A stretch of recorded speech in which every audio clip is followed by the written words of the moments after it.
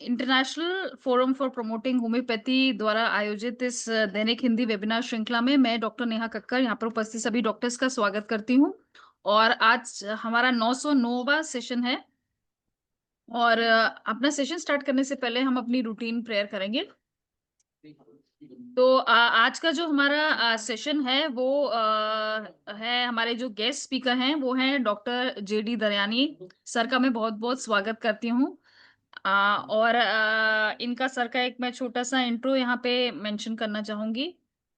Sir एक esteemed figure रहे हैं होम्योपैथी में काफ़ी टाइम से, और प्रिंसिपल रह चुके हैं, मेडिकल सुपरिटेंडेंट और प्रिंसिपल रह चुके हैं डॉक्टर एमपी के होम्योपैथिक मेडिकल कॉलेज जयपुर, और dean of homeopathy at Rajasthan university and Rajasthan ayurvedic university. उन्होंने काफ़ी एमडी और पीएचडी स्टूडेंट्स को मेंटर किया है और काफ़ी टाइम से होम्योपैथी प्रैक्टिस कर रहे हैं। इनके बेटे डॉक्टर निशांत दिरानी वो भी काफ़ी फेमस होम्योपैथ हैं। तो सर का मैं बहुत-बहुत स्वागत करती हूँ आज के सेशन में। अ, और सर का जो आज का टॉपिक है, वो है ओल्ड एज में कैसे होम्योपैथी ओल्ड एज केयर में और ओल्ड एज हेल्थ प्रॉब्लम्स में कैसे होम्योपैथी हमारी मदद कर सकती है, उसके ऊपर सर आज सेशन देंगे। तो बहुत-बहुत स्वागत है दरयानी सर। और थोड़ा डिले हो गया, सर आप सेशन स्टार्ट कर सकते हैं। सबसे पहले मैं सबको अपनी ओर से प्रणाम और नमस्कार कर रहा हूं। आज का दिन वाकई में कुछ ऐसा ही है कि सुबह से बरसात हो रही है, मेरा गला भी बैठा हुआ है और इधर ये नेटवर्क इशू भी चालू हो गया। खैर, एक बार पिच पे आने पर, ग्राउंड पे आने के बाद वापस बैक होते नहीं है।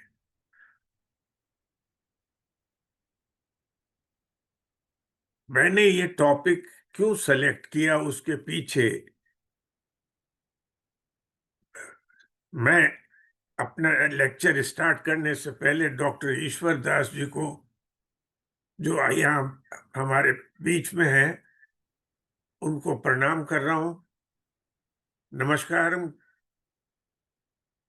डॉक्टर ईश्वर दास भारत सरकार के होम्योपैथी के सलाहकार रहे हुए हैं और एकेडमिक्स में बहुत उनका इंटरेस्ट है, और मेरे ऊपर उनकी विशेष कृपा है। सर, प्रणाम। मुझे इनके आशीर्वाद मिल गए, अब मैं तैयार हो गया। Now I am fully charged. Well, हाँ, सर क्योंकि 1 इतनी मिनट मैं यहाँ पे डॉक्टर ईश्वर दास का बहुत-बहुत वेलकम करना चाहूँगी। डॉक्टर ईश्वर दास काफ़ी वो भी सीनियर होम्योपैथ हैं और नेशनल इंस्टीट्यूट ऑफ होम्योपैथी के पास्ट डायरेक्टर रह चुके हैं, और आईएफपीएच की चेयरमैन कमिटी भी में भी चेयरमैन रह चुके हैं। तो डॉक्टर ईश्वर दास का भी बहुत-बहुत स्वागत है सर। अ, Daryani sir please continue. Well, अब चूंकि हिंदी में लेक्चर की आदत नहीं है, पर मैं कोशिश कर रहा हूं। हाँ जी सर। वृद्धावस्था मतलब सीनियर सिटीजन, ओल्ड मैन। तो ओल्ड मैन आजकल दरकिनार कर दिया गया। It is used to be called senior citizen, that is approximate 60 years, near about of 60 years age. आज एक सीनियर सिटीजन के लिए होम्योपैथी कैसे कारगर हो सकती है, मैं उसको डिस्कस करूंगा। सीनियर सिटीजन कोई अलग से नई चीज नहीं है, एक शरीर है।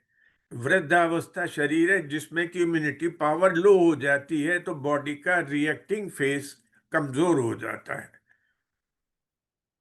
लेकिन उसमें आज के परिप्रेक्ष्य में देखें, आधुनिकीकरण की वजह से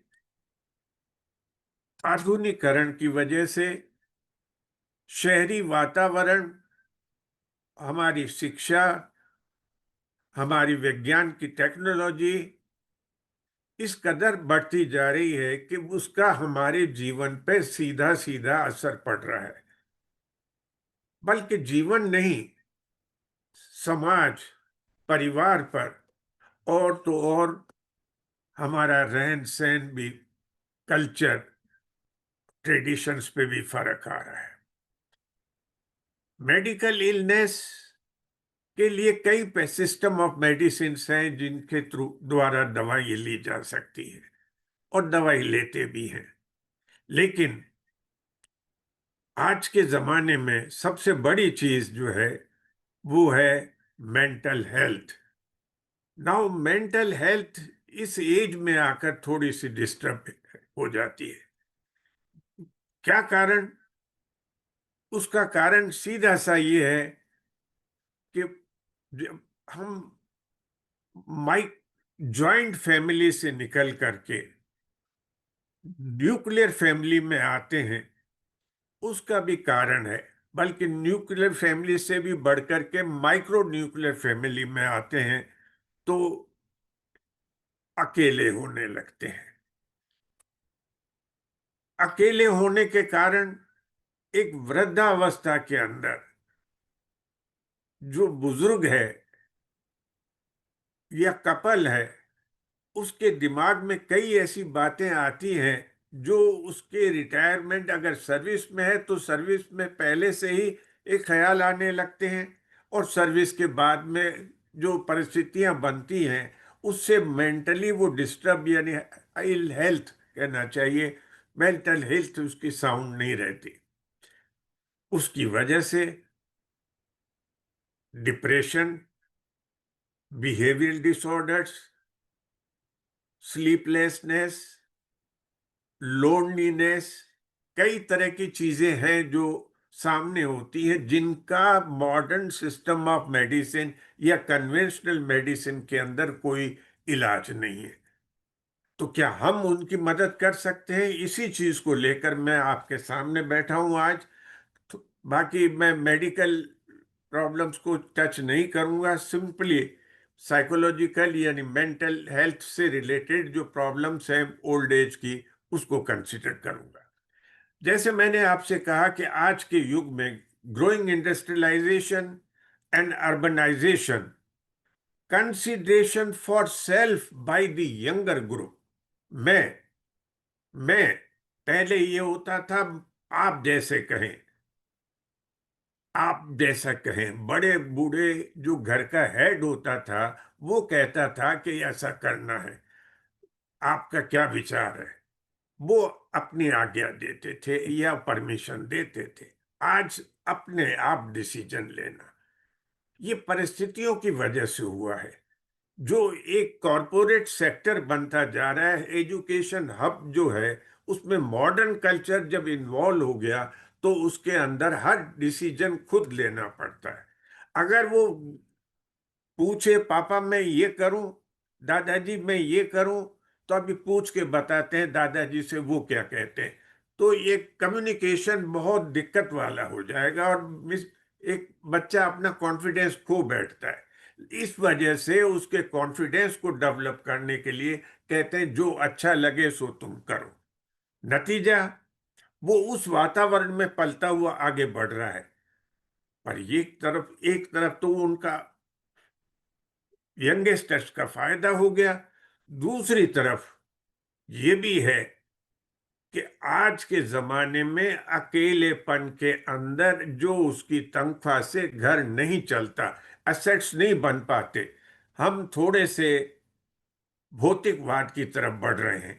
गाड़ी बंगला, ये वेकेशंस के लिए बाहर जाना, तो स्पाउस भी वर्किंग क्लास हो, तो वर्किंग क्लास होने की वजह से दोनों के टाइमिंग्स और मेंटल टेंशन और स्ट्रेस बराबर क्या बना रहता है। लेडी को सिर्फ हाउसवाइफ बना के रखें, ये भी दिक्कत होती है। अब वो बड़े बूढ़ों की सेवा करे, बच्चों को पढ़ाए लिखाए, हस्बैंड कुछ देखे, घर संभाले, ये उसके लिए परे दूर की बात होती जा रही है। यानी इसी परिपेक्ष के अंदर हम देखेंगे कि the joint family system is crumbling and the nuclear family culture is increasing. Because of this, prestige and position of the old age people in the family is decline. जो एक दर्जा या एक कहना चाहिए रेस्पेक्ट जो बड़ों को मिलनी चाहिए, जिसके वो शुरू से आदी रहे हैं या जिस कल्चर में वो रहे हैं, वो उसको बर्दाश्त नहीं कर पाते और उनकी वजह से पीड़ा होती है और अपना असंतुलन खो बैठते हैं। Therefore, psychological disorders are more emerging than the physical one. तो आज के जमाने में, आज के युग के अंदर साइकोलॉजिकल डिसऑर्डर्स, मानसिक और इमोशनल, भावनात्मक जुड़ाव जो है वो कम होता जा रहा है। आज आदमी सेल्फ होता जा रहा है, मेरा काम चलना चाहिए। अगर हम सेल्फ को नहीं मान के चलते तो कहते यार ये प्रैक्टिकल नहीं है, ये प्रैक्टिकल नहीं है। तो आज हम प्रैक्टिकल कहला रहे हैं। हकीकत ये है कि जिन्होंने पाला पोसा बड़ा किया, जिनका सम्मान और आदर घर में है, वो आज हमसे दूर होते जा रहे हैं। उनकी पोजीशन लो होती जा रही, उनकी रेस्पेक्ट, उनका आदर सत्कार कम होता जा रहा है। पर इसमें होम्योपैथी क्या करेगी? क्या वो आदर सत्कार वापस दिलाएगी? नहीं। Homeopathic system of medicine is considered to all problems of person all together, both at mental and physical level। या माइंड को सबसे ज्यादा इंपॉर्टेंस दी गई है। तो उनके माइंड के अंदर क्या चीज आई कि ये मेरे को पूछते नहीं है, मतलब वांट्स अटेंशन। ये एक सिम्टम हो गया, ये एक कंप्लेंट हो गई।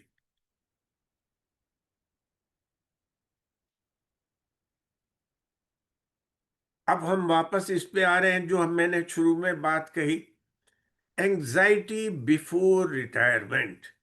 अगर सर्विस क्लास पीपल है तो उस पहले से ही दिमाग में एक डर सा बैठा रहेगा, चिंता सी रहेगी कि मेरा फ्यूचर में क्या होगा। अब फ्यूचर में क्या होगा और मेरी हेल्थ का क्या होगा? What will happen in future? Who will take care of after I got ill? कौन मुझे संभालेगा अगर मैं बीमार हो गया तो? और इसी चिंता की वजह से आगे बढ़ते बढ़ते बढ़ते उसका स्ट्रेस लेवल बढ़ेगा। और जैसे जैसे स्ट्रेस लेवल बढ़ता जाएगा, वो हार्मोन सीक्रेट होने लगेंगे और एड्रेनलिन, कॉर्टिस वगैरह सब उसके ब्लड प्रेशर और ये सब फैक्टर्स को बढ़ाते जाएंगे। तो हमने इसको यूज किया है एंटीसिपेटरी एंजाइटी। उस चीज के लिए चिंता करना जो आगे है, हमारे सामने नहीं है, लेकिन हम भ्रम रख रहे हैं कि कहीं ऐसा हो गया तो, कहीं ऐसा हो गया तो, कहीं ऐसा हो गया तो। दो ही मेडिसिन मैंने यहां लिखी हैं, about health and about future. हालांकि number of medicine anticipatory anxiety में कई सारी भी है, जेलसी में मोस्ट कॉमन है। मैं उसको नहीं ले रहा हूं यहां पर। पल्सटीला भी है, लाइकोपोडियम भी है। There are number of medicine, but I have mentioned only two medicine just for your reference, आपके सुझाव के लिए। आपके के एंटीसिपेटरी एंजाइटी में पर्सन कंसर्न्ड अबाउट हेल्थ, ये सबसे बड़ी चीज रहती है। हु विल केयर और look after if I got ill? Now after retirement, retirement हो गया। अब जिस कुर्सी पे आप बैठे, जिस ओहदे पे आप बैठे, आम जाम सब कुछ आपके नजदीक था। टेलीफोन उठाना, ये करना, वो उठा के डायरेक्ट बात नहीं करना, पीए के थ्रू बात करना, जो एक हुआ था, और था, वो खत्म हो जाता है। घर पे जो फैमिली मेंबर्स हैं, उनकी भी हालत ऐसी होती है कि वो काम नहीं करते, वो सर्वेंट्स के थ्रू काम कराते रहे। कहीं जाना है तो गाड़ी में जाओ। अब ये सारी सुविधाएं जब वापस ली जाती हैं, यानी छोड़नी पड़ती हैं, तो एक तरह से मेंटल स्ट्रेस डेवलप होता है, या इसको ट्रॉमा भी कहेंगे या डिसअपॉइंटमेंट भी कहेंगे। बट ये डिसअपॉइंटमेंट नहीं है, ये एक तरह से शॉक, टेम्पररी शॉक है, जो बाद में से आदी हो जाता है, एक्लेमेटाइज हो जाता है उस एटमॉस्फेयर में रहने के लिए। लेकिन अगर मेरे एक दोस्त डॉक्टर एस एम सिंह हैं, वो बताते थे कि उनके एक सीनियर आईएएस ऑफिसर की मिसेस की बात चली कि उसके कान की हियरिंग लॉस हो गई। तो केस हिस्ट्री लेते लेते भाई कब से लॉस हुई, जब से रिटायर हुए हैं साहब, इससे पहले तो नहीं थी। और वो जब बात पूरी करते उससे पहले कहने लगे हो गई दवाई, अब आपकी ठीक हो जाएगी।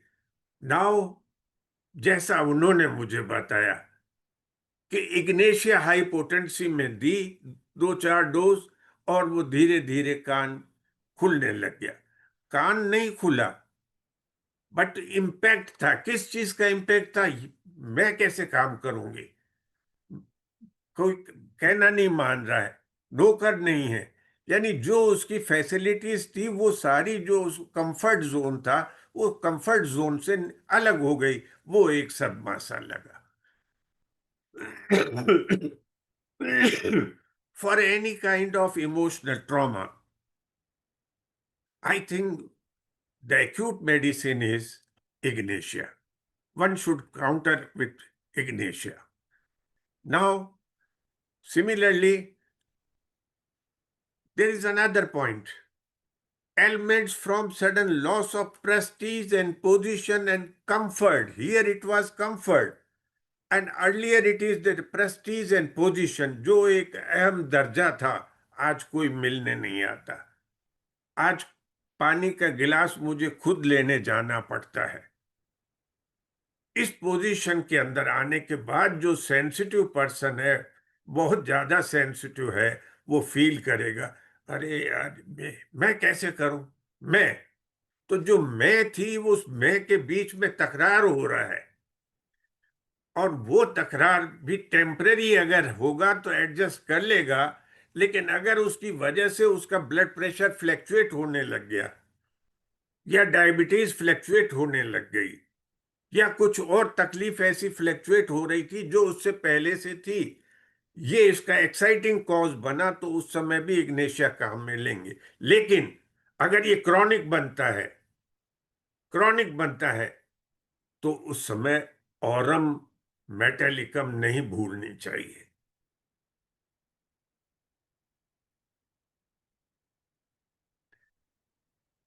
अब एक स्टेज और आती है, एम्प्टी नेस्ट सिंड्रोम।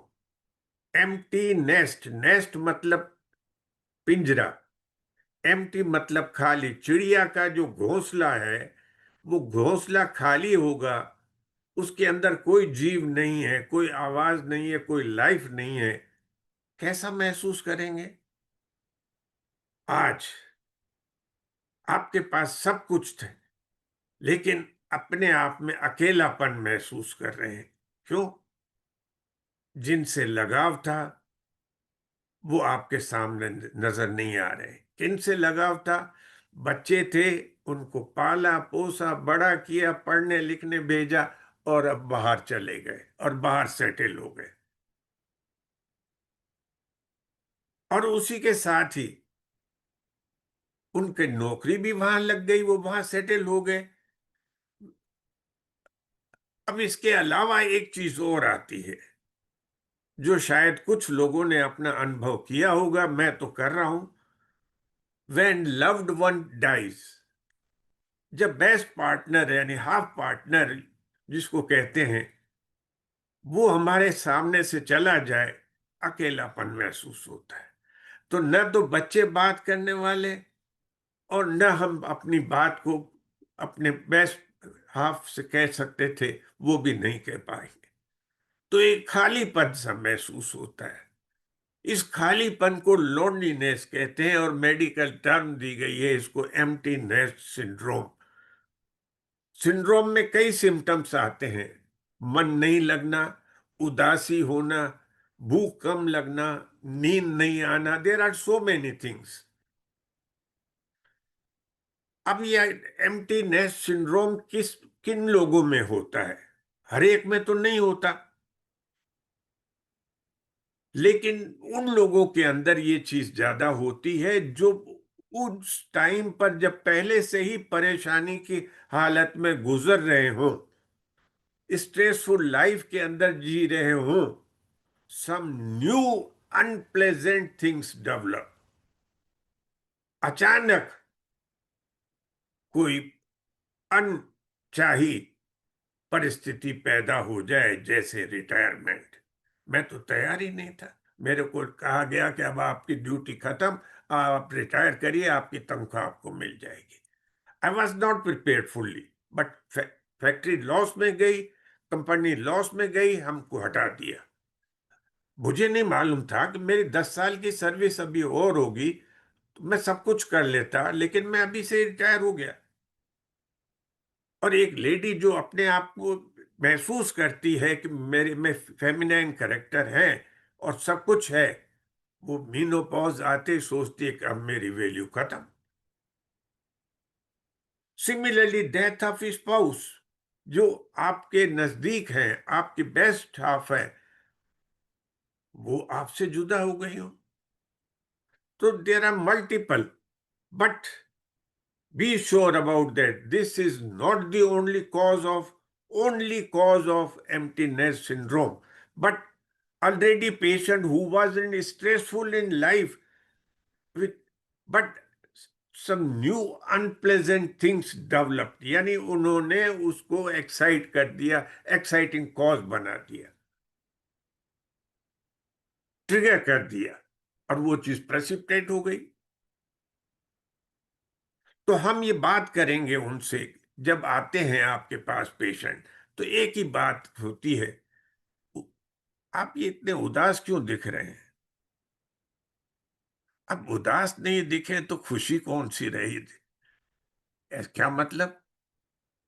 तो उसके चेहरे की तरफ देखेंगे तो आंखों के अंदर कुछ झलक दिखेगी आपको। बीइंग ए होम्योपैथ, आप ऑब्जर्वेशन करेंगे तो उसके आंखों के चमक में थोड़ा सा फर्क महसूस होने लगेगा। आंखों में पानी सा निकल आएगा, वो भावुक हो जाएंगे कि कभी सोचा ही नहीं था डॉक्टर साहब कि ये भी टाइम आएगा। अकेला जिंदगी जी के जीने से क्या फायदा? बच्चे तो होंगे, हैं तो सही, पर सब अपने अपने हाल में मस्त है। यानी दिस पिटीनेस, ये काइंडनेस आपकी सिंपैथाइज में कन्वर्ट हो। उसको सहारा चाहिए। सहारा कैसा चाहिए? कोई हाथ पकड़ के चलाना नहीं है, भावना।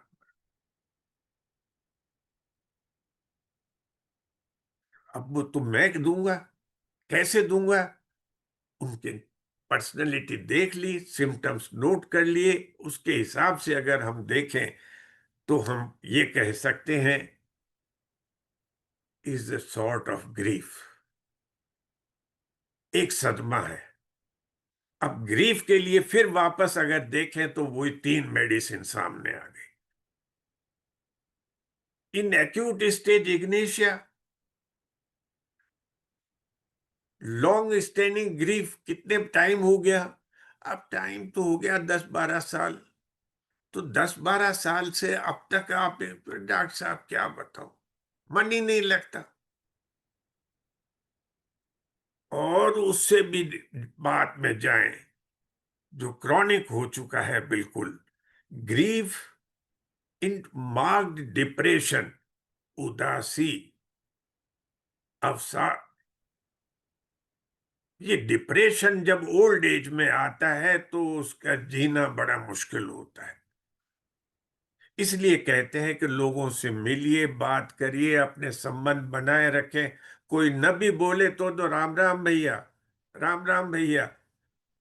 आप खुद नमस्ते करेंगे, दूसरे भी करने लगेंगे। Now ignatia and early stage, natrum mur, long standing grief, लेकिन वो अपने दुख को छुपाता है। वो बताए कि कोई तकलीफ है आपको? नहीं तो आप ऐसे उदास क्यों लग रहे हैं? कहाँ है? अब दिन भर का काम किया हुआ है, थक जाता हूं सब, घर पे सब ठीक तो है, हाँ, बस भगवान की दया है। यानी पॉलिश्ड, अपनी तरफ से कहीं शो नहीं होने देगा कि मेरे में वीकनेस है। और aurum met grief into marked depression. Marked depression क्या कह रहा है? डार्कनेस अराउंड, चारों तरफ एक जैसे अंधेरा सा है। अंधेरा का मतलब दुख है, खुशी नहीं है, होपलेस, कुछ आशा ही नहीं बची। कुछ मन की बात बताइए, क्या बताऊं, अब मन ही खत्म हो गया। यानी इस तरह की बातें जब सामने आती है तो इससे लगता है कि डिग्री ऑफ डिप्रेशन किस लेवल का है। एमलेस लिविंग, एमलेस लिविंग मत, जीने का क्या फायदा। Now this is highest point, aimless living. इतना दुखी हो चुका है कि वो जीना ही नहीं चाहता। इससे तो मर जाऊं तो अच्छा है, ये रोज रोज के झंझट से तो खत्म हो जाएगा। Now he has decided from himself कि मेरे मैं it is better to die. अब इसकी वजह से कुड बी, और हम में एक पॉइंट और है, that is suicidal thoughts. Negative thoughts आएंगे। यूं तो भगवान सुनेगा नहीं, मैं अपने आप को ही मार देता हूं। ये गलत ख्याल, नेगेटिव थिंकिंग डेवलप होगी। अब ये मॉडर्न सिस्टम ऑफ मेडिसिन के अंदर या आज के दूसरे सिस्टम ऑफ मेडिसिन में मेंटल हेल्थ को इंप्रूव करने के लिए ये कहां से मिलेंगी चीजें ये। इसलिए ये होम्योपैथी की सुप्रीमेसी है। यानी पर्सन इंडिविजुअल तो उसकी जो इलनेस है वो तो हम ठीक करते, पर मेंटल इलनेस, मेंटल इलनेस भी उसकी हम, और इमोशनल लेवल पर जो ट्रॉमा है उसको भी हम, उसकी वजह से जो भी डिस्टरबेंस हुआ है उसके बॉडी पर फिजियोलॉजिकल, उसको भी कवर कर सकते हैं।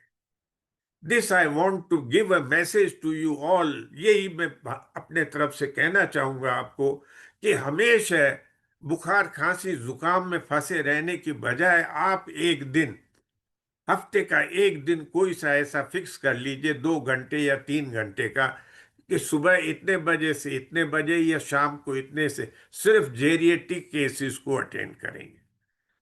और मेरा तो हाथ जोड़कर आप सबसे निवेदन होगा, जीवन के अंदर एक महादान होगा कि अगर बड़े बूढ़ों की सेवा करेंगे तो उनसे दुआएं मिलेंगी।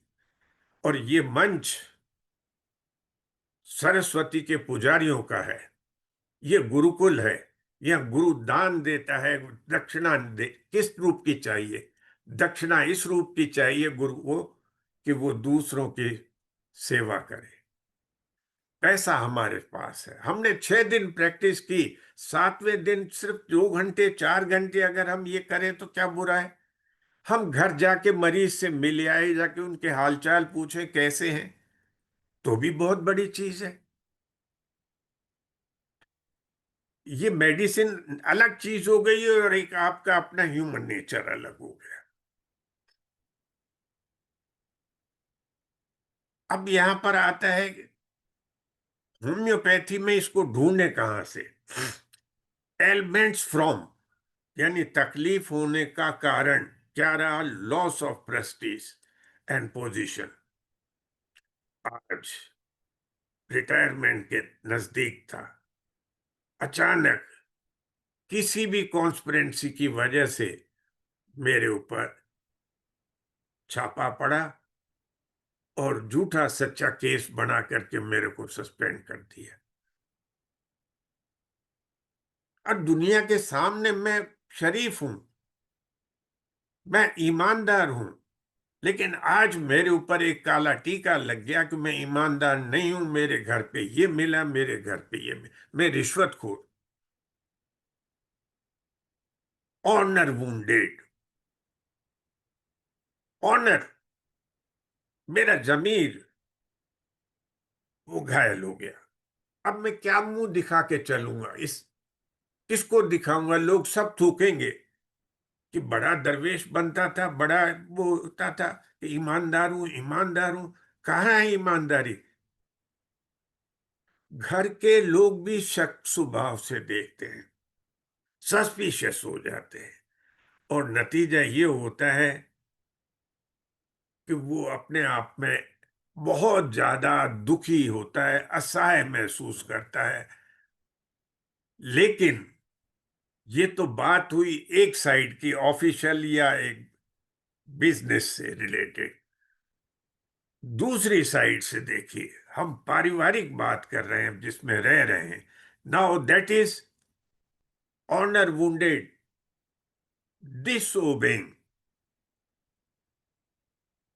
बेटा इस समय कहाँ जा रहे हो? रात के टाइम है, कहीं एक्सीडेंट हो गया, कुछ हो गया। आप अच्छी बात भी कभी करोगे? जब देखो टोकते रहते हो। ये हर्ट कर गई। इग्नोरेंस। अरे बेटा बाइक मत ले जाओ, तुमको चलानी नहीं आती, आज बरसात हो रही है, कहीं रास्ते में कुछ गड़बड़ ना हो जाए। Nobody cares. रूडनेस। अब बहू रानी कह रही है, बेटा जी कह रहे हैं, पापा आप चुप नहीं रह सकते? हर जगह आप अपने सामने अपनी बात रखेंगे क्या? कभी हमको भी करने दिया करो, आपने बहुत कुछ कर लिया। नाउ रूडनेस, बुरा बर्ताव करना। एलिगेशन। यहां मैंने ये चीज रखी थी, कोई था ही नहीं उस समय आपके अलावा, वो कहाँ गई? ये बच्चे को बिगाड़ा है, या ये इसका कैरियर खराब किया है तो आपने ही किया है। सारा दिन लाड कोट में रख करके बच्चे को खेलने के लिए भेजना या मिठाई दिलाते रहना, तो ये बिगड़ गया लाडी लाड के अंदर, अब संभालो। ये भी एलिगेशन है। तो जब हम पर्सनल बात करेंगे कि पेशेंट के साथ, तो ये उसके फैमिली मैटर से रिलेटेड चीज आएगी, वो ऑफिशियल और सोसाइटी से रिलेटेड आएगी।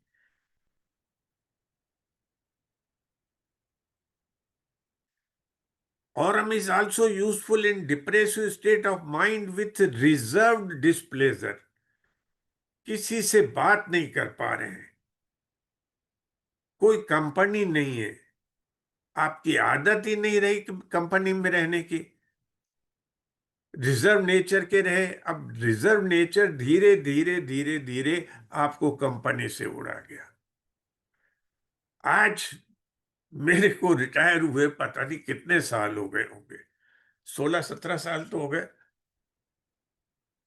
लेकिन मेरी आदत है कि मैं अपने मिलने जुलने वालों से महीने में, 15 दिन में, 20 दिन में एक बार फोन मिलाता हूं। हेलो सर, गुड मॉर्निंग, कैसे हैं? सब ठीक है? पहले ये कहता था ये तकलीफ है, ये बीमारी है, अब मेरे मुंह से निकलता है सब प्रभु की इच्छा है, बहुत कृपा है सर, बहुत कृपा है। आप दुआएं देते रहिए, मैं ऐसा ही रहूं। मैं सोचता हूं आप भी अच्छे होंगे। मिलेंगे सर, फिर बात करेंगे। Thank you. Have the interaction between. जब आप किसी को पूछेंगे तो अगला भी आपसे बात करेगा। अगर रिजर्व डिस्प्लेजर रहे तो प्रोलॉन्ग एंजाइटी, स्ट्रेस प्रोलॉन्ग करेगी, और लाइफ आपको ये लगेगी कि इस लाइफ से क्या फायदा, बोर हो गए, लाइफ में जीना ही बेकार है, यानी उस स्टेज पे आएंगे। इसलिए थोड़ा सा बाहर खुली हवा, यानी बाहर की तरफ अपने आप को बहलाने के लिए सराउंडिंग्स में देखने वाली बात है। अब ये भी ऑरोमैट का सिम्टम है। आगे चलते हैं। फीलिंग ऑफ सेल्फ कंडेमिनेशन, अपने आप को अपराधी मानना। किसी ने कहा नहीं कि आपने ये किया है, लेकिन वो खुद ही मान रहे हैं अपने आप में कि मेरी वजह से ये बहू घर छोड़ के चली गई, मेरी वजह से ये मेरा बेटा मेरे से छोड़ के चला गया, मेरी वजह से मेरा पोता फेल हो गया। अब बहू रानी डांटेगी, अपने आप ही सोचना बहुत बड़ी चीज है। ये सेल्फ कंडेमिनेशन ये हर एक में नहीं होता, सिर्फ उन्हीं व्यक्तियों में होता है जो बहुत रिजर्व नेचर के होते हैं, सेंसिटिव होते हैं। उनके अंदर ये हीन भावना बैठ जाए कि ये सब मेरी वजह से हुआ है। अगर कोई घर में बात करे, पापा आप ऐसे क्यों सहमे हुए रहते हो? बेटा मैंने कुछ नहीं किया है, देखो मैं सच बता रहा हूं, मैंने। पर आपसे कह कौन रहा है? किसने कहा आपने किया है? कुछ भी तो नहीं हुआ, जो होना था हो गया। नाउ दीज कन्वर्सेशंस विच जो इस एज के अंदर फैमिली के अंदर होते हैं, और न्यूक्लियर फैमिली में सबसे ज्यादा होते हैं, वो भी एक जीने खत्म करने की आशा बनती है। It is also useful in dementia. अब डिमेंशिया तो आप जानते ही हैं, लेकिन उसको प्रेसिपिटेट करने के लिए, due to bad effects of grief, fright, anger और कंट्राडिक्शन, ये चीज उसको बढ़ा देगी। तो अक्सर इस स्टेज पे जब देखते हैं तो ये सारे फैक्टर्स मिलकर के औरम का कोई मुकाबला नहीं हो सकता।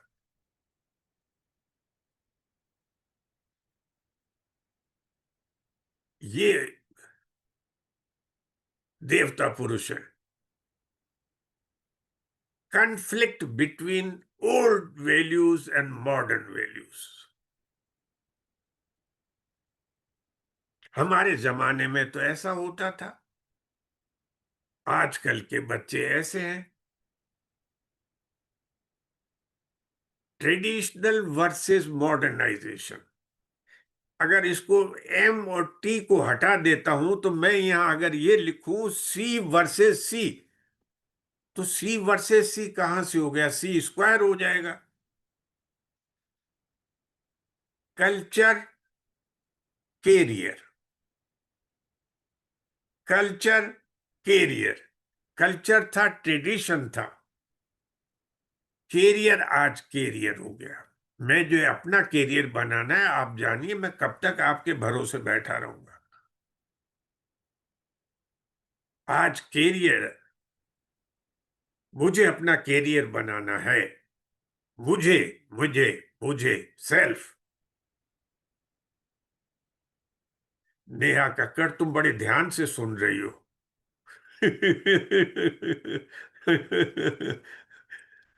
अब लिविंग, अब 10 लोग आए हुए हैं, घर में पार्टी है, तो मन करता है कि मैं भी जाके बैठ जाऊं।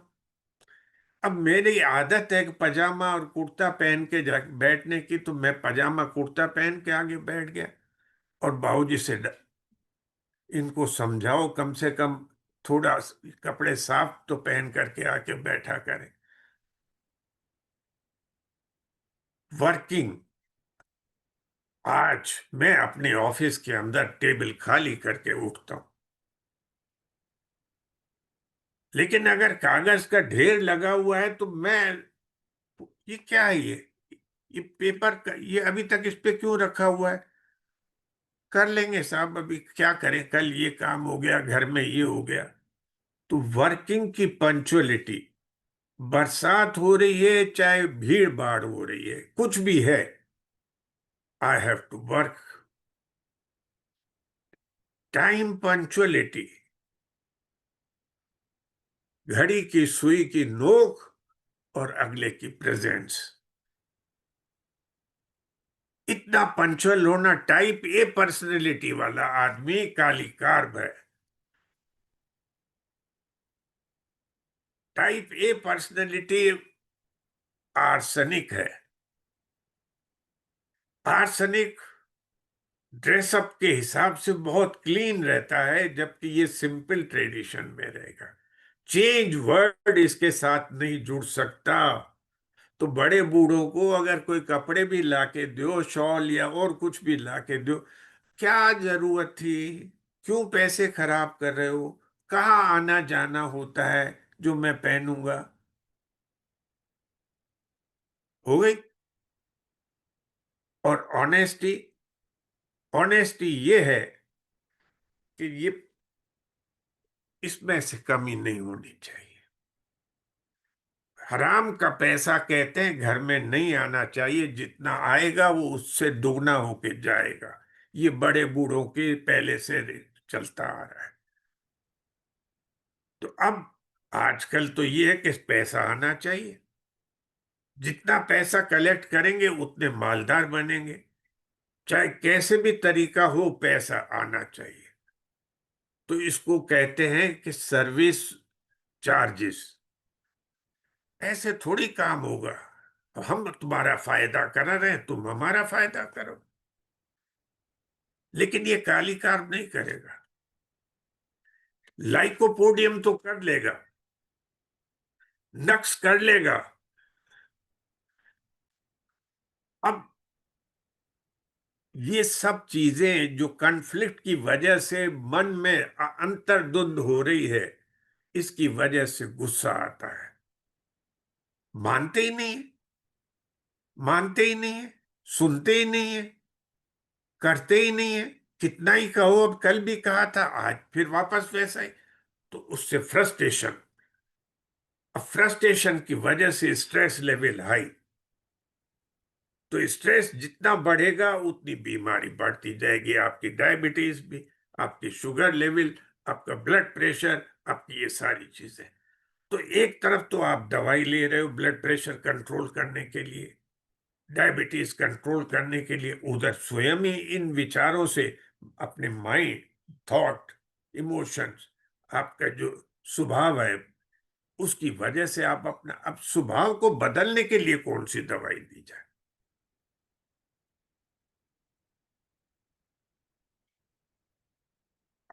छोटे कोई उनको समझाने लगे, पापा ऐसा है ऐसा, अब तुम इस लायक हो गए कि तुम मुझे समझाओगे। डिक्टेटर, मैं लाइकोपोडियम। लेकिन लाइकोपोडियम में एक शेड और भी है। वक्त के हिसाब से अपने आप को ढालना आता है। जहां महसूस किया कि मुझे इस चीज में फायदा है, फौरन उस साइड झुक जाता है। लेकिन काली कार नहीं झुकेगा।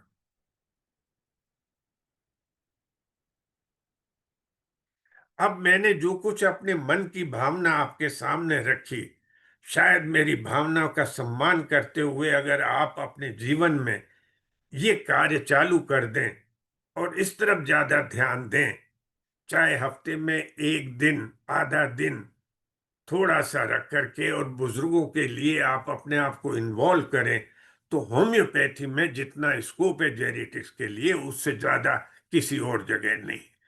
आगे चलते हैं। इसके बाद लाइकोपोडियम, जब हमने बात की, ये बड़ा शातिर आदमी है। लाइकोपोडियम पर्सनैलिटी दिखने में कैसा है? Double mask. अरे सुना क्या? वो ये बातें कर रहा था। अच्छा, फिर सुनेगा ध्यान से, इसने क्या कहा, उसको जाके कहेगा, सुना तुम्हारे बारे में वो ये कह रहा था। लेकिन बहुत सीधा लग रहा है। कैसा है? बहुत अच्छा है।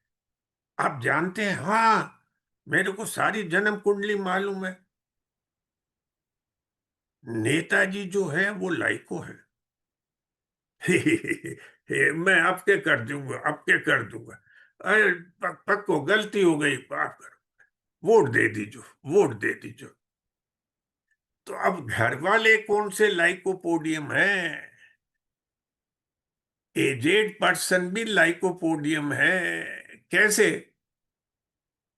कि डांट नहीं पड़े, काम निकलवा लेना है। बच्चे को समझा दिया, उसको पटा दिया, तेरे को आइसक्रीम देंगे, तेरे को कुल्फी दे देंगे, तेरे को टॉफी दे देंगे। बहू रानी, तू बहुत मेहनत करती है मेरे लिए बेटा, बहुत मेहनत करती है। बहू रानी खुश। तो डबल मास्क। दूसरा, डोमिनेटिव नेचर जिनका रहा हो, पावर लवर, मैन्युपुलेटिव, आपसे आप जैसी बात, मेरे से मेरी जैसी बात, ये लाइकोपोडियम है। लेकिन बुढ़ापे में आने के बाद फियर ऑफ डिपेंडेंसी आ जाती है। डिपेंडेंसी कैसे? अब तो जैसा बेटा चाहेगा और बहू चाहेगी वैसे ही होगा ना। बेटा जरा जाना, मुन्ना देख तेरी मम्मी क्या कह रही है, कहीं आज का क्या है। अच्छा, तो आज खाना नहीं मिलेगा फिर। बाबूजी आप देख लेना, जो अपने लिए ठीक समझो, दूध और कुछ ले लीजिएगा दलिए।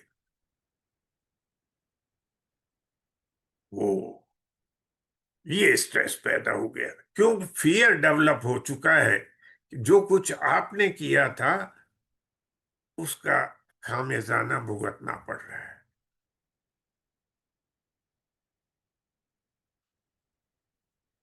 ये है डिमेंशिया के लिए, बुढ़ापे की एनाकार्डियम। सबके लिए एनाकार्डियम है। बच्चा एग्जाम देने जाता है, उसको भी Anacardium. Valuable remedy for dementia. Forgetfulness is the early symptom of dementia.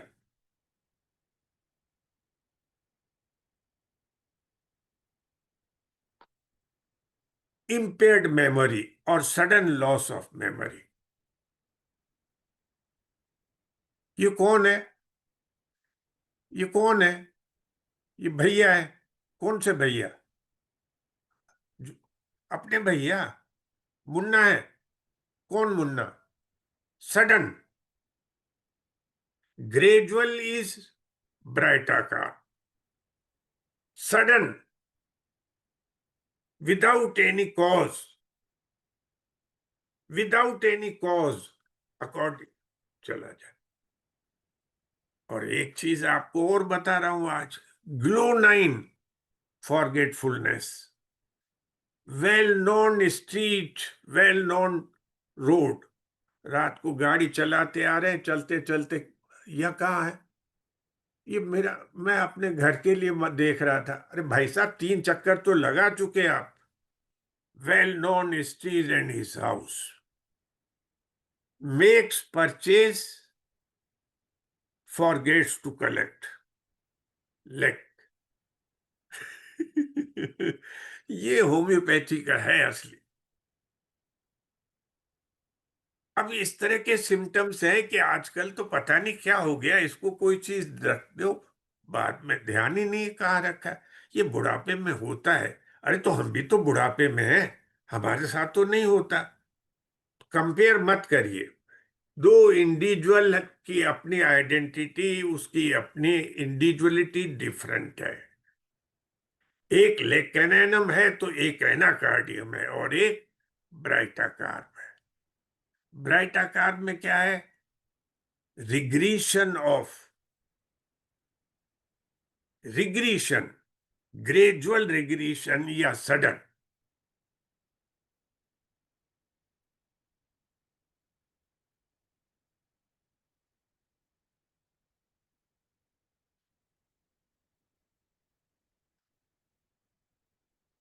Lack of concentration. मेरा तो दिमाग ही काम नहीं कर रहा है। क्यों? ये करेंगे तो ये होगा और ये करेंगे तो अच्छा अच्छा, तुम रहने दो, ऐसा कर लेना। One cannot take decision. Absent minded, lack of concentration. कौन सी मेडिसिन है मॉडर्न मेडिसिन में या किसी भी सिस्टम के अंदर? ये सिर्फ आपके है। लेकिन ये चीज अगर देखें तो आप स्वयं को भी अपने आप के लिए कहेंगे मैं भी एनाकार्डियम हूं। आप नहीं बोलेंगे, आपके घर वाले तो कहेंगे अरे छोड़ो, अभी ये कह रहे हैं थोड़ी देर बाद बदल जाएंगे, ये कहेंगे कि ऐसा होना चाहिए। Confused state of mind, that is dual minded. Whatever he decide to do anything, immediately develop the second thought, as if possess two wills। ये एलेंस के अंदर लाइन दी हुई है। इसी लाइन को प्रैक्टिकली जब हम देखेंगे तो इस स्टेज तक जब पहुंच जाए, ये बहुत एक्सट्रीम स्टेज आती है। अर्ली स्टेज में भी अगर ये सडन आती है तो भी हम एनाकार्डियम देंगे। इट डजेंट मीन कि ओल्ड एज के अंदर ही एनाकार्डियम दे सकते। अगर किसी का सिम्टम इस टाइप की फॉरगेटफुलनेस हो गई है, दिमाग कमजोर पड़ गया है, तो ताकत की दवाई खिलाओ, बादाम खिलाओ। बादाम बादाम से कुछ नहीं होगा, एनाकार्डियम से होगा। Baryta carb most important remedy for old age. In the personality and behaviour में रिग्रेशन आएगा। और भाई साहब सब ठीक है। और दिमाग भी ये, पहले लिखने बैठा था थॉट्स आते थे, खूब लिखते थे। अब नहीं लिखा जाता, दिमाग काम नहीं कर रहा है। ये सारी चीजें ब्राइटा के लिए हैं। अब मस्कुलोस्केलेटन जो मेन चीज मैं लेके आ रहा हूं, हालांकि टाइम बहुत थोड़ा सा रह गया, मैं हाँ जी सर। माफी चाहूंगा। और जिस लास्ट चीज में में इंटरेस्ट था मेरा, उस पार्ट को मैं ले नहीं पाया, मैं माफी चाहूंगा। सर अभी 3 मिनट बचे हैं, आप सर 3 मिनट बोल सकते हैं सर। 3 मिनट? हाँ जी सर। अच्छा, मस्कुलोस्केलेटल बुढ़ापे के अंदर हाथ पैरों में दर्द और ये हड्डी टूटना, जुड़ना, स्प्रेन आना, आर्थराइटिस, ऑस्टियोप्रोसिस ज्यादा होता है। मैं फास्ट चलूं? पहले बिल्कुल सर। मेरे गुरुदेव से पूछूं मैं कि मुझे आज्ञा है? साहनी सर, साहनी सर आज्ञा है? हाँ, 3 मिनट बचा है सर केवल। सर थोड़ा तो आप सा और देख लीजिए। बढ़ा दीजिए ना, लेट हो गया था। नहीं, ठीक है सर, आप देख लीजिए सर, अगर हो जाए। ईश्वर दास जी कुछ बोलना चाहें तो उनको बोलने दें, बाकी तो मैं इसको खत्म कर रहा हूं। तो ठीक है सर, मैं इसको अभी ईश्वर दास जी का स्वागत करेंगे हम लोग। और अ, ईश्वर दास जी, आप कैन यू मैं एक से समथिंग? मैं एक वो दे दूं, झट इस जो कहते हैं snapshot, yes sir, yes sir, snapshot दे रहा हूं मैं। Yes sir, yes sir. Osteoporosis, osteopenia, osteoporosis, osteoarthritis stage है ये। Deficiency, deficiency psoric, osteoporosis, collection, that is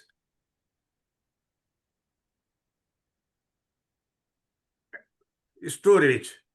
calcium ज्यादा मात्रा में इकट्ठा होता जा रहा है। या womens are more prone to osteoporosis, calcium की जरूरत है। नाउ दिस इज दो एक्सरे है। इन एक्सरे को कैसे पहचाने कि कैल्शियम डेफिशिएंसी है या नहीं है? जहां ऑस्टियोप्रोसिस है वहां पर डार्क शेड है, रेडियोलुसेंसी कम हो जाती है। ये जो वाइटनेस है ये क्लियर कट है। तो हम रिपोर्ट पढ़ करके डिसाइड करें, इससे बेटर है कि अगले के सामने पेशेंट पे कॉन्फिडेंस हो पड़ता है। ये देखिए भाई, आपके तो हड्डियां भी कमजोर हो गई। ये देखिए, ये जो एरो दिख रहा है और इस साइड देख रहा है, ये एरो पूरा ऑस्टियोप्रोटिक हो चुका है, changes. Calcarea phos is the remedy. Osteoarthritis के हाँ most sir, common symptom sir sorry stiff. Sir, मैं कहूँगा सर कि थोड़ा सा अब 1 मिनट बचा है। हम लोग इसको एक सेशन और ले लेंगे आपसे सर।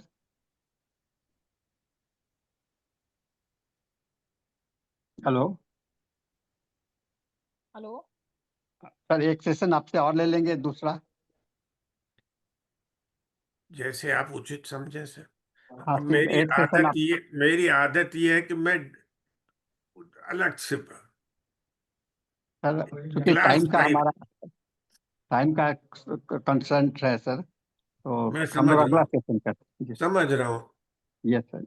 ये केस मैंने मैनेज किया है। हाँ जी सर, मैं देखता हूँ सर, फिर अगला सेशन आपसे बात करके कर लूंगा सर। साहिनी साहब, थैंक यू वेरी मच। आप बोलने के लिए बोल दिया था. Time, I don't know how much time is left. I'm thankful No, to no, you. no time is left, but you can say something, sir. Yeah, No yeah. time Thank is you left, so much. you can say.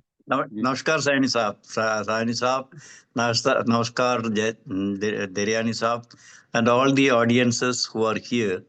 It's an excellent presentation. ये presentation में सुनते सुनते मेरे को लग रहा था वो हमारा ही लोगों का हमारा ये symptom ही बता रहे थे. हम लोग सब we have seniors and super seniors. And incidentally, this is more relevant because आज ये seminar, ये presentation, आज का दिन it is more relevant because World Mental Health Day is coming on 10th and 11th of October. तो उनका भी theme यही है, मेंटल हेल्थ में, जीरियाट्रिक्स में क्या मैनेजमेंट हो सकती हैं. सो आई डोंट नो वेदर आप भी वो थीम सोच के किया है और it was a coincident. And we are really great that Sahani Saab has organized this. And Deryani Saab हमारा एक partner है, friend है, and a teacher of teacher है. He is a teacher of teachers. उनका जो presentation है covering almost everything related to geriatric problem with homeopathy. How can we manage, starting from ignitia, anacardium, lycopodium, natrum mur. These are all something quite relevant to all of us. And I think it will enrich all the participants of this seminar. And Sahani साहब को भी request है, इसका continuity रखिए, एक session और करा दीजिए. डेली होता है सर, ये वेबिनार डेली होता है 7:30 से 8:30 बजे हिंदी में, 8:30 से 9:30 अंग्रेजी में, और 9:30 से 10:30 मलयालम में. सर मैं आपसे भी रिक्वेस्ट करता हूँ, आप भी एक प्रेजेंटेशन दीजिए सर. मलयालम भी है, मैं भी है एक सेशन. तो मैं आपसे बात कर thank you very much. No देखिए साहनी साहब, मैं एक सुनने में, पॉलिसी मेकिंग में मैं एक्सपर्ट हूँ, but I am nowhere nearer to Dariyani साहब और डॉक्टर एसएम सिंह जी और आप. They are all enlightened teachers. ये टीचर ये होते हैं who can inspire a student. मैं अभी भी एक स्टूडेंट हूँ. Sir, now we cannot go further, sir, because we are already crossing our 3 minutes, sir. No, thank you so much. Thank you so much. Good night. Good night. Good night, sir. बहुत बहुत धन्यवाद Daryani sir और ईश्वर दास sir का, और बहुत ही बढ़िया session दिया Daryani sir ने जीरियाट्रिक हेल्थ के ऊपर, होम्योपैथी के ऊपर. हमारे हिंदी सेशन का टाइम अब ओवर हो गया है, और इंग्लिश सेशन के लिए मैं हैंड ओवर करती हूँ doctor Indranil. Right? Doctor Indranil host हैं, उनको इंग्लिश सेशन. धन्यवाद सभी को, बहुत बहुत धन्यवाद.